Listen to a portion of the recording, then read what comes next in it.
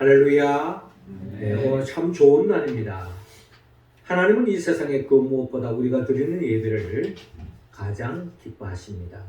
이 시간 하나님께는 영광이요, 우리 모두에게는 하나님이 예비해 놓으신, 하나님이 기뻐하는 자에게 주시는 그 복을 받아서 한 주간도 천국을 일상 속에서 맛보고 그 복을 많은 사람들에게 나누며 축복의 통로로서의 삶을 살아가는 우리 모두가 되기를 주의 이름으로 축원합니다. 미국의 철학자 윌리엄 제임스는 이 사회를 하강사회와 상승사회로 둘로 나눈 바가 있습니다. 하강사회라고 하는 것은 점점 침체되어지고 삶을 살기가 너무나도 힘든 사회, 그게 바로 하강사회, 침체되는 사회라고 이야기하는 거죠. 그런가 하면 상승사회가 있는데 점점 더 신바람 나고 살맛 나는 역사, 점점 더 활기찬 사회, 그런 사회가 바로 상승사회라는 것입니다. 그런데 점점 하강사회가 되어 간다고 하는 것은 그 사회 속에 많은 사람들이 서로 어려운 일들을 깊이 하는 경향이 많다는 것입니다. 내가 그 일을 왜 해야 되느냐? 내가 왜 희생해야 되지? 내가 왜 손해봐야 되느냐? 하는 사람들이 점점 많아질 때 하강사회, 침체되는 사회가 될 수밖에 없다는 거죠. 그런가 하면은 각자 자기 일에 열심히 하면서 내가 하지 않으면 안 된다 하면서 자기 맡은 일에 최선을 다하고 어렵고 힘들고 고달파도 자기 일을 잘 감당하는 사람들이 많아질 때에 그 사회는 상승사회, 한마디로 살맛나는 사회가 펼쳐진다라고 그렇게 역설한 바가 있습니다. 영국의 역사학자 토인비는 세상이 아무리 어둡고 절망 속에 있다 할지라도 아직도 희망이 있다. 그 희망은 바로 교회다 라고 이야기한 바가 있습니다. 역사학자 토인비는 이 역사 속에, 이 사회 속에 어둡고 침체되고 한마디로 너무나도 살기가 힘든 세상에 놓여 있다 할지라도 희망이 있는데 그것이 바로 교회라는 것입니다. 교회가 있기 때문에 그래도 이 세상은 살맛나고 이 역사는 그래도 진행되어진다. 그러면 토인비가 이야기했던 교회만 있으면은 결국은 이 사회가 희망이 있는 것이냐? 오늘 성경의 말씀은 바로 이 교회가 이 세상과 이 사회의 희망이라고 이야기하는 그 이유를 오늘 주님은 성경의 본문의 말씀을 통하여 우리에게 말씀하고 있는데, 한마디로 말해서 이 교회는 주님의 핏값으로 세워진 교회입니다. 우리 교회의 제일 꼭대기에도 십자가가 있습니다. 이 교회를 상징하는 거죠. 이 교회는 주님의 희생, 주님의 헌신, 하나님의 뜻 앞에 철저하게 복종한 주님의 이름으로 모인 공동체, 이 공동체가 바로 이 세상과 이 사회의 진정한 희망이라는 것입니다. 그 이유를 오늘 성경의 본문에서 구체적으로 밝히고 있는데, 먼저 주님께서 이 교회를 우리를 부르신 그 이유를 밝히고 있는데, 하나님은 오늘 본문 13절을 통하여 우리 모두를 세상의 소금으로 부르고 세우셨다라고 오늘 본문은 말씀하고 있습니다. 자, 13절 말씀 우리 같이 한번 읽어봅시다. 시작. 너희는 세상의 소금이니 소금이 만일 그 맛을 잃으면 무엇으로 짜게 하리요? 후에는 아무 쓸데없어 다만 밖에 버려져 사람에게 밟힐 뿐이니라. 아멘. 자, 주님은 오늘 본문 마태복음 5장 13절을 통하여 너희는 세상의 소금이다 라고 말씀하고 있습니다. 부뚜막의 소금, 집안의 소금이 아니라 세상의 소금이다 라고 말합니다. 이 소금은 크게 두 종류의 역할을 하고 있는 것 같아요. 소금은 맛을 내게 합니다. 우리가 소금을 너무 과하게 먹으면 좋지 않지만, 그런다고 해서 소금을 안 먹으면 그 죽음에 이르는 병에 이를 수 있습니다. 동물들도 그렇고 사람들도 적절한 소금이 섭취되어져야만이 우리가 건강을 유지할 수 있는데, 또 소금은 특별히 맛을 내게 하는 것입니다. 우리 맛을 돋구어주는 거죠. 뿐만 아니라 이 소금은 방부제 역할도 합니다.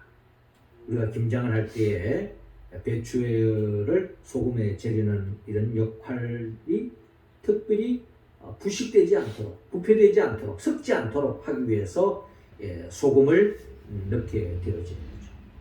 그래서 소금이 잘 맛을 발휘할 때에, 세상의 소금으로서 우리 성도들이 잘 맛을 발휘할 때에 이 세상이 살맛 나는 세상이 될 수 있는 것이고, 또 세상의 소금으로서 우리의 삶을 살 때에 이 세상이 섞지 않고 부패하지 않는다, 그렇게 이야기할 수 있는 것입니다.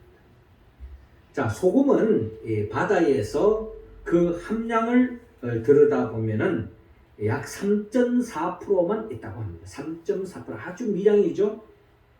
이 3.4%의 소금이 들어가 있는데, 이 소금이 있기 때문에 이런 바다의 물은 많은 그 강이나 시냇물을 통해서 바다로 흘러가는데, 그 바다로 흘러가는 그 물이 깨끗하고 아주 좋은 물이 있는가 하면은 썩고 부패되고 오염되어지고 썩은 물도 바다에 함께 흘러갑니다.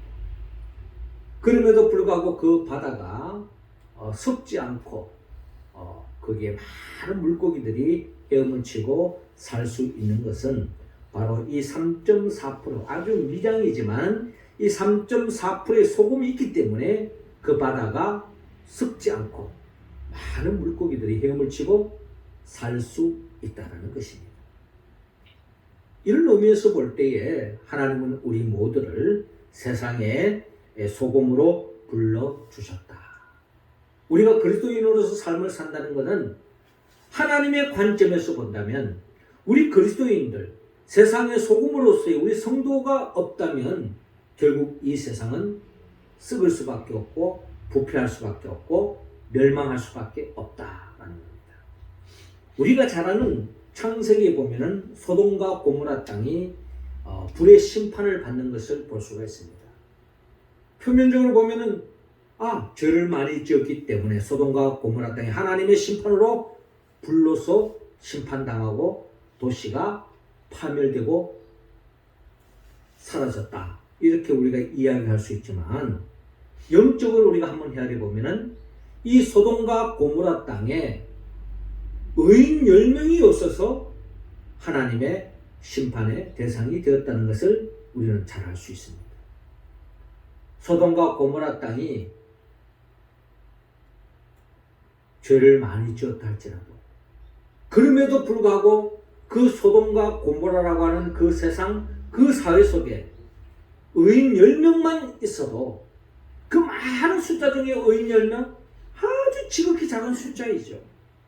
아브라함이 하나님 앞에 기도할 때 의인 50명, 의인 40명, 의인 30명, 아니 최후에는 의인 10명만 있어도 이 소돔과 고모라 땅을 멸망하시겠습니까? 아니, 의인 10명만 있어도 내가 멸망하지 않겠다, 하나님 말씀하셨는데, 결국 소돔과 고모라 땅이 멸망당한 것은 의인 10명이 없어서 멸망당했다는 겁니다. 비록 소돔과 고모라 땅이 죄로 꽉 차 있다 할지라도 의인 10명만 있었어도 멸망하지 않았다는 거예요. 어떻게 보면 어느 사회, 어느 역사 속에, 어느 사회, 어느 곳에 가더라도 죄가 없는 곳이 없습니다. 다 죄가 만무해요. 그러나 중요한 것은 세상의 소금으로서 의인 3.4%, 의인 10명만 있어도 이 세상은 멸망에서 썩어짐에서 병들어짐에서 지킬 수 있고 보존할 수 있다라고 우리는 이야기할 수 있는 것입니다. 또한 창세기는 우리가 잘 알다시피 하나님께서 노아 때에 그 얼마나 큰 죄로 가득 차 있었습니까? 그렇지만 하나님께서는 이 노아 시대에도 한 가정이라도 바로 세워져 있으니까 하나님의 창조 질서가 보존되어지고 홍수로 완전히 심판으로 끝나는 것이 아니라 하나님의 창조 질서가 보존되어지고 많은 동식물들까지도 보존되어진다는 것입니다. 그런 의미에서 볼 때에 하나님이 우리를 세상의 소금으로 부르셨다고 하는 것은 우리가 정정한 소금으로서의 성도로서의 삶을 잘 살아갈 때에 결국 이 사회가 보존될 뿐만 아니라 이 지구촌, 이 생태계가 함께 보존되어진다라는 것을 우리는 영적으로 이야기할 수 있습니다. 그렇습니다. 하나님은 우리 모두를 세상의 소금으로 불러주셨습니다. 소금이 만일 그 맛을 잃으면 무엇으로 짜게 하리요? 우리는 소금으로서, 세상의 소금으로서의 사명을 잘 감당해야 한다는 겁니다. 이 사명을 감당하지 못할 때에 아무 쓸데없어 다만 밖에 버려져 사람에게 밟힐 뿐이니라. 결국 멸망의 길로 갈 수밖에 없다는 것을 주님은 우리에게 말씀합니다. 비록 세상의 소금이 적은 숫자라 할지라도 소금의 맛을 내면 이 세상은 하나님께서 지켜주시고 보존해 주신다는 것을 우리 모두가 기억하고 세상의 소금으로서의 삶을 살아가는 우리의 모습이 다 되기를 주의 이름으로 축원합니다. 이어 두 번째로 하나님은 우리 모두를 세상의 빛으로 부르셨다라고 오늘 본문 14절을 통하여 말씀하고 있습니다. 자, 14절 우리 다 같이 한번 읽겠습니다. 시작. 너희는 세상의 빛이라 산 위에 있는 동네가 숨겨지지 못할 것이요. 자, 오늘 본문 13절 너희는 세상의 소금이라 라고 말할 뿐만 아니라 너희는 세상의 빛이다 라고 말씀하고 있습니다. 산 위에 있는 동네가 숨겨지지 못할 것이요.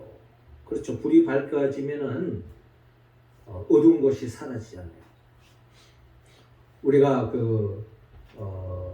범죄 도시에 공통점이 있다면 그 사회가 어둡다는 겁니다. 영적으로 어두운 건 말할 것도 없고 시각적으로도 가로등이 많이 없어지고 밤거리가 어두워지면은 범죄가 일어날 확률이 더 높아진다는 거예요. 그래서 가로등을 세우는 목적이 우리 가는 길을 밝히기 위함도 있지만 동네가 환하면 범죄를 저지르는 숫자가 그만큼 격감한다는 거예요. 그렇기 때문에 이 빛이 그만큼 참 중요하다. 이 사회를 깨끗하고 또 이 사회를 건강하게 지키고 또 범죄의 확률을 낮추는 그런 좋은 역할을 그 빛, 그 불을 밝히는 데서 나타나는 것을 우리가 볼 수가 있습니다. 사람이 등불을 켜서 말 아래 두지 아니하고 등경 위에 두나니 이러므로 집안 모든 사람에게 빛이 나니라. 말 아래 둔다는 것은 우리가 소위 말 살대박을 이야기하는데 이 살대박 밑에다 두지도 않을 뿐만 아니라 만약에 살대박을 덮어 놓는다면 그 빛은 발산할 수 없는 거죠.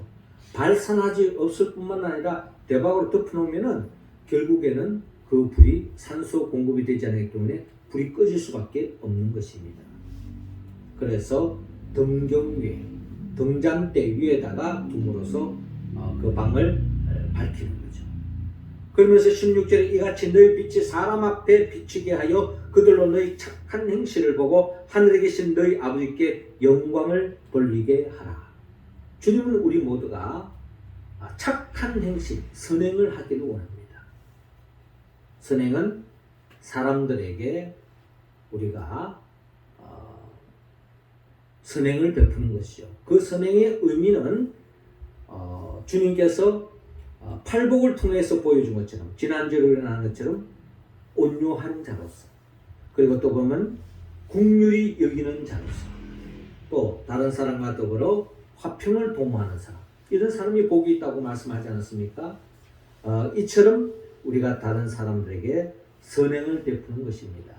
이렇게 선행을 베푸는 것, 이번 주간에 우리가 신명기 말씀을 읽었습니다만 신명기 24장 21절 이하를 보니까 내가 내 포도원에 포도를 딴 후에 그 남은 것을 다시 따지 말고 객과 고아와 과부를 위하여 남겨두라. 너는 애굽 땅에서 종되었던 것을 기억하라. 이러므로 내가 내게 이 일을 행하라 명령하여노라 라고 말씀하고 있습니다. 주님은 이스라엘 백성들을 출애굽시킨 목적, 너희들이 이제 가나안 땅에 가서 너희들의 삶 속에서 하나님 주신 그 땅을 경작하고 거기에서 수확을 거두시고 이삭이라든지 특히 만약에 포도원을 가두었다면 그 포도를 딴 후에 남은 것은 다 깡그리 따지 말고 좀 적절하게 남겨두라는 겁니다. 그래서 객과 과와 가부를 위해서 스스로 살아가기 힘든 사람들이 조금이라도 양식으로 삼기 위해서 배려하고 남겨두라고 말씀하고 있습니다. 이게 바로 선행이죠. 이렇게 선행을 해야 할 이유, 너희들이 지난날에 애굽에서 나그네와 같은 인생을 살았던 것을 기억하라는 것입니다. 한마디로 개구리가 올챙이 때를 기억하라는 거죠. 그러면서 네가 형편이 나아지면서 자족하지 말고 정말 주위를 돌아보면서 내 도움의 손길이 필요한 사람들에게 나누고 섬기고 베푸는 것. 이게 바로 선행을 행하는 것입니다. 우리 교회에서 선교 헌금을 낸다, 또 우리 장학 헌금을 낸다, 또 경조 헌금을 낸다, 이런 모든 것들이 다 소위 말해서 섬기고 나눔의 손길의 모습이라고 볼 수 있는 거죠. 그래서 윌리엄 바클레이는 빛을 비추는 것은 우리가 영광을 얻기 위함이 아니라 하나님께 영광을 돌리기 위한 것이다 라고 또한 말씀하고 있습니다. 그러니까 우리의 모든 선행의 궁극적인 목적은 사람을 돕고 사람을 위한 것도 있지만 그 목적은 하나님께 영광 돌리기 위함이라는 것입니다. 하나님께 영광 돌리는 방법, 우리는 예배만이 아니라 우리의 삶 속에서 내 주위에 어려운 사람, 나의 도움이 손길이 필요한 사람, 그런 사람에게 선행을 행할 때, 한마디로 세상의 빛으로서 빛을 발할 때에 이것이 하나님이 가장 기뻐하시고 하나님의 영광을 받으신다는 것입니다. 그래서 16절에 보니까 이같이 너희 빛이 사람 앞에 비치게 하여 그들로 너희 착한 행실을 보고 하늘에 계신 너희 아버지께 영광을 돌리게 하라. 우리 선행의 목적, 그것은 바로 하나님께 영광 돌리는 데 있다 라는 것입니다. 우리 모든 성도들이 하나님의 영광을 위하여 선행을 힘써 행하는 우리의 모습 되기를 주의로 축원합니다. 우리 성도들이 이 일에 앞장설 때 이 세상에 아무리 어둡고 힘들더라도 이런 사람들이 모인 교회를 통해서 희망이 있다 라는 것이죠. 더 나아가 주님은 오늘 보면 19절을 통하여 우리 모두를 천국 백성으로 부르셨다는 것을 말씀하고 있습니다. 19절 말씀 우리 같이 읽습니다. 시작. 그러므로 누구든지 이 계명 중에 지극히 작은 것 하나라도 버리고 또 그 같이 사람을 가르치는 자는 천국에서 지극히 작다 일컬음을 받을 것이요 누구든지 이를 행하며 가르치는 자는 천국에서 크다 일컬음을 받으리라. 아멘. 자, 오늘 본문 19절에 그러므로 누구든지 이 계명 중에 지극히 작은 것 하나라도 버리고 또 그같이 사람을 가르치는 자는 천국에서 지극히 작다 일컬음을 받을 것이요.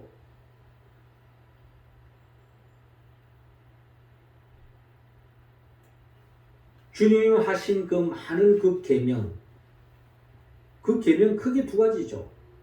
십계명의 관점에서 본다면 하나님을 경외하는 것, 또한 사람을 사랑하는 것, 이 두 가지 개념이라고 볼 수 있는데 한마디로 말해서 사람들에게 선행을 행하는 것, 이 모든 것 가르치는 것도 참 중요하지만은 이것을 행하지 않는 것은 천국에서 지극히 작다라고 일컬음을 받을 것이라는 겁니다.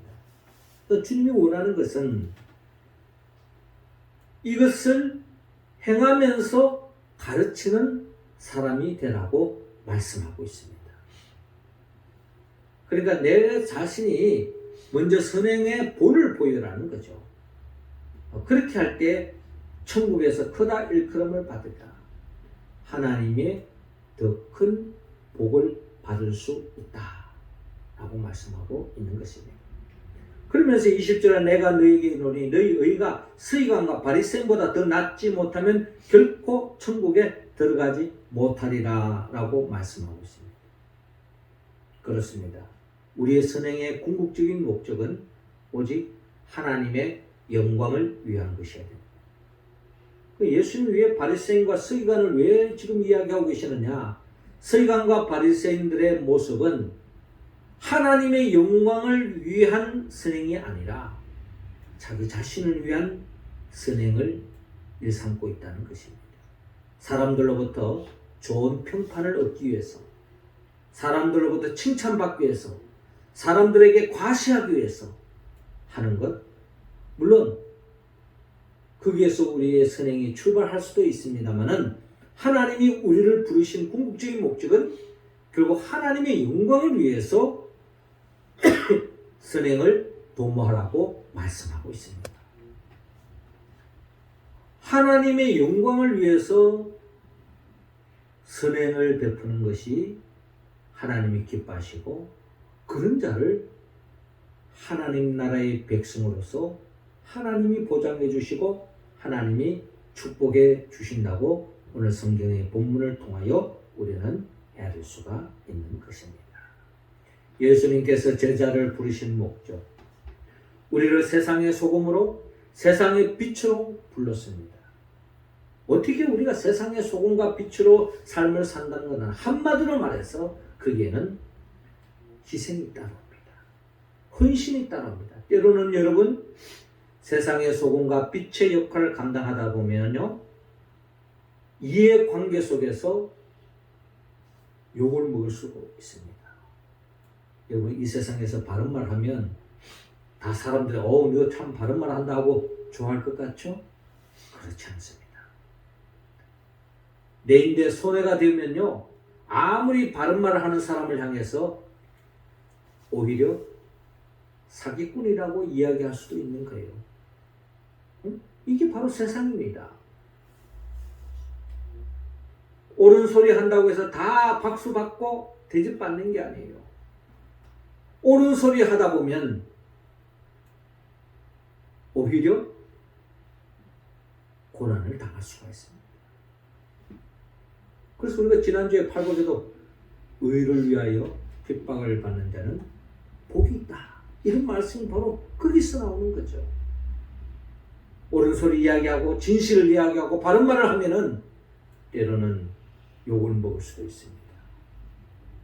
그러나 이 세상에 것을 추구하는 사람은 자기 이익을 위해서 그런 소리를 듣지 않으려고 회피하고 도망갈 수도 있습니다만은 하나님 나라의 백성들은 천국에서 하나님이 예비해 놓으신 그 상급이 있기 때문에 그 상급을 소중히 여기고 그 복을 소중히 여기기 때문에 이 세상에서 때로는 옳은 말하고 바른 말하고 바른 소리 함으로써 손해를 보는 경우가 있더라도 그것을 인내하고 참고 믿음의 길을 가는 거죠.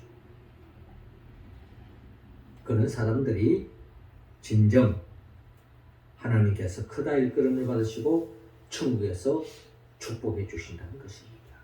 우리가 이 소망이 없다면 우리는 이 세상 사람들처럼 그냥 좋은 게 좋은 거라고 그냥 어울려서 살아가는 그런 모습으로 전락할 수밖에 없다는 것입니다.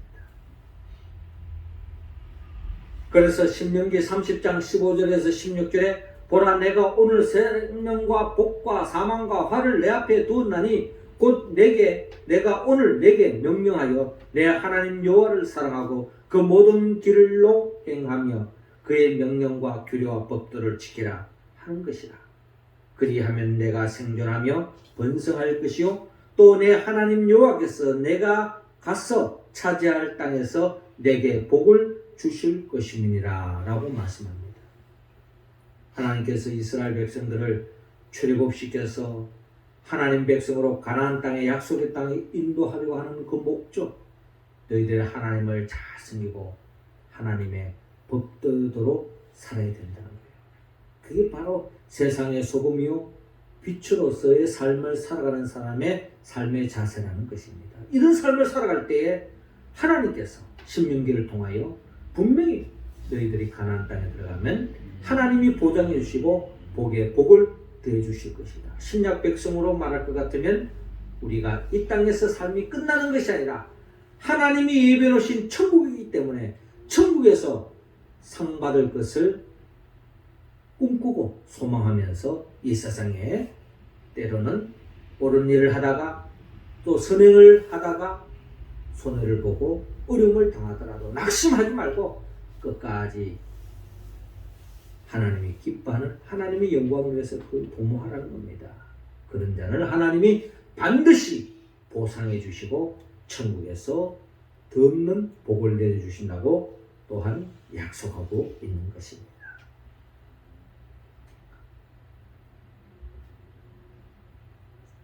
사랑하는 성도 여러분, 주님은 오늘 이 시간 우리 모두를 세상의 소금으로 세상의 빛으로 하나님의 백성으로 우리를 불러주셨습니다. 바로 우리를 교회로 불러주셨다는 거예요. 세상의 소금, 세상의 빛, 하나님의 백성은 이 세상 속에서 십자가의 길을 걸어가는 사람입니다. 한마디로 희생하고 헌신하고 손해보는 길을 걸어가는 사람들입니다. 우리가 어떻게 이 일을 감당할 수가 있습니까? 성령의 도움이 없이는 우리는 세상의 소금으로 빛으로 한 나라의 백성으로 살아갈 수가 없습니다. 성령은 예수 그리스도의 영입니다. 예수님이 누구입니까? 예수는 우리 인간을 창조하시고 이 세상에서 더 없는 복된 삶을 살기를 원했지만 우리가 잘 알듯이 하나님의 계명을 그대로 따르지 못하고 결국 불순종하여 에덴 동산에서 쫓겨나는 그 죄를 저지르고 말았습니다. 그를 우리를 구원하기 위하여 친히 우리의 죄를 대신 짊어지고 십자가에 못 박혀 죽으시고 부활하시고 성천하시고 지금도 우리에게 보혜사 성령을 보내주십니다. 그 성령을 사모하는 자에게 보혜사 성령을 보내주시는 이유, 성령의 도움을 받지 않고는 우리는 십자가의 길을 걸어갈 수 없고 희생할 수 없고 세상의 소금으로 빛으로서의 삶을 살 수 없기 때문입니다. 그래서 성령의 도우심으로 진정한 세상의 소금으로 빛으로 살아가는 우리들을 영원한 천국으로 이끌기 위하여 장차 재림하여 오실 예수 그리스도, 그분의 영 보혜사 성령의 도움을 받아서 세상의 소금으로서 세상의 빛으로 하나님 나라의 백성으로서의 삶을 살아서 이 세상을 살맛나는 세상을 만들 뿐만 아니라 무엇보다 하나님의 영광을 위하여 삶으로 하나님이 안겨주시는 그의 나라와 그의 의를 구하는 자에게 모든 것을 더해 주신다고 하는 그 복을 일상 속에 충만히 누리며 살아가는 우리 모두가 되기를 주의 이름으로 축원합니다. 기도드리겠습니다. 하나님 아버지, 이 시간 우리 한 사람 한 사람에게 성령의 기름을 부어 주옵소서. 성령의 충만함으로 세상의 소금으로 세상의 빛으로 하나님나라의 백성으로서의 삶을 살아가기에 부족함이 없도록 우리를 인도하여 주시옵소서. 예수님의 이름으로